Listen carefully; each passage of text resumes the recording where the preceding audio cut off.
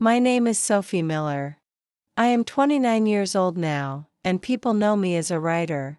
They read my novels and say my stories feel real. There is a reason for that. All my words began with one memory that I never spoke aloud.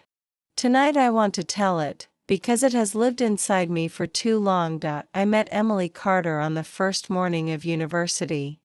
I had a heavy backpack and no idea where my class was. Emily was standing near the map of campus, looking just as lost. She smiled, a little shy, and asked if I needed help. We walked together to the lecture hall, talking about music and books.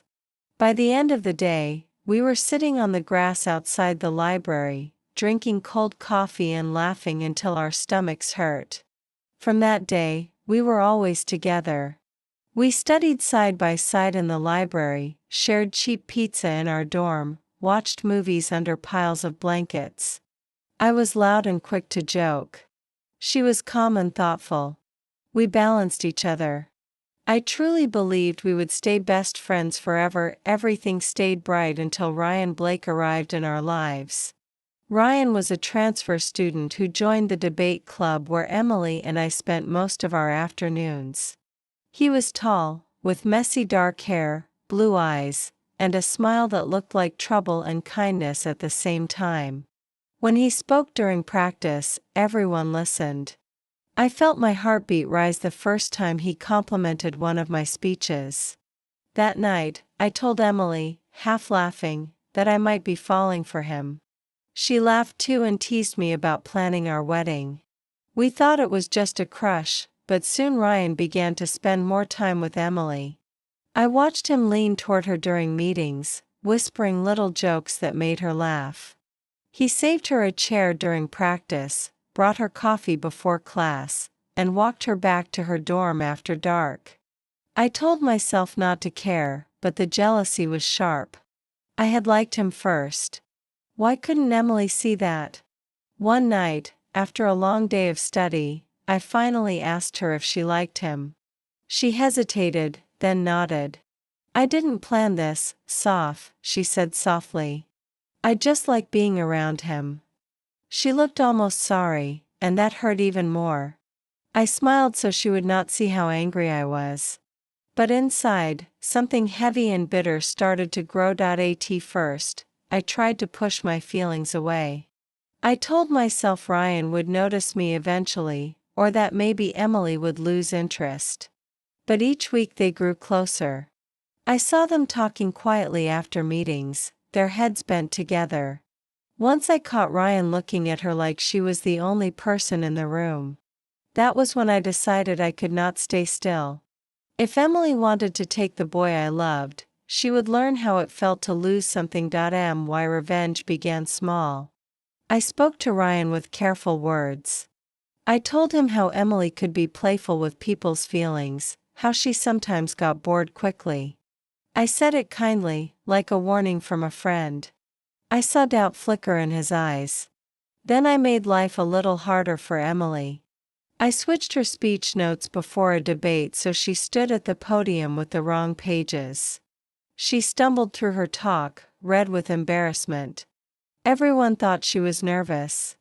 I sat in the back, pretending to worry, while inside a dark voice whispered that she deserved it. The taste of power surprised me. I felt guilty, but I also felt strong, like I was writing the story instead of watching it. Soon I could not stop. I told Ryan that Emily might be seeing another boy from her class. I asked a guy from our dorm to hug Emily in the hallway while Ryan was near, making it look like more than friendship.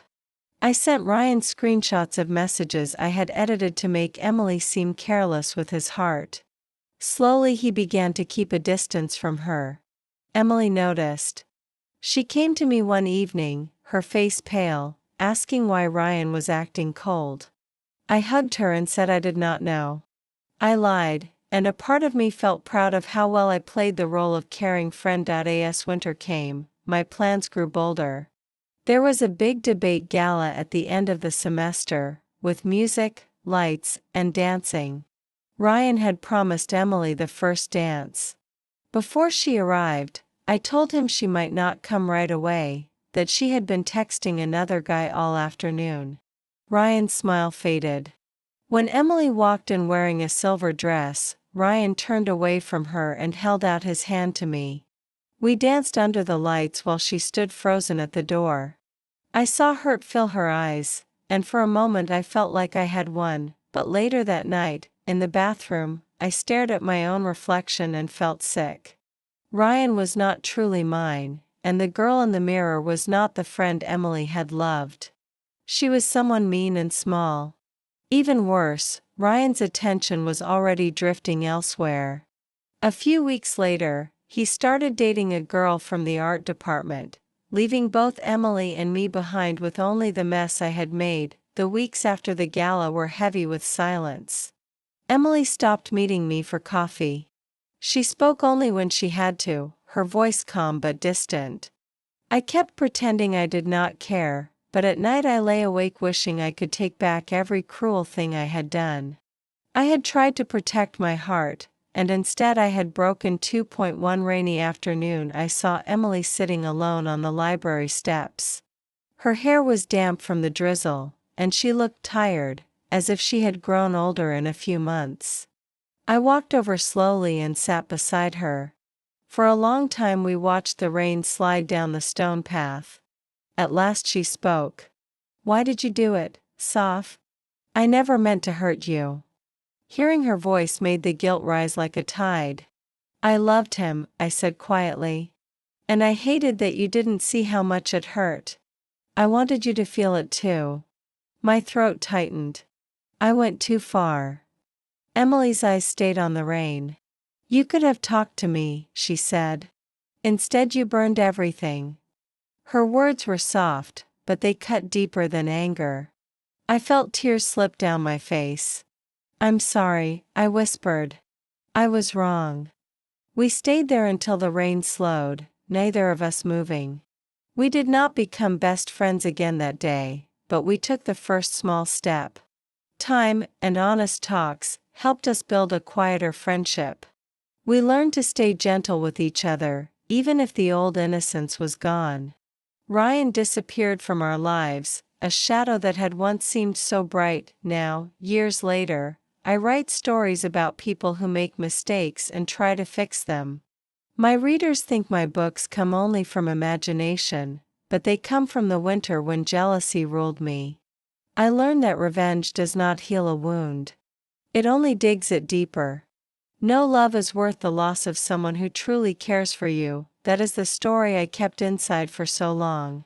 Tonight, I finally let it breathe, hoping that someone who hears it will choose kindness before anger, and friendship before revenge.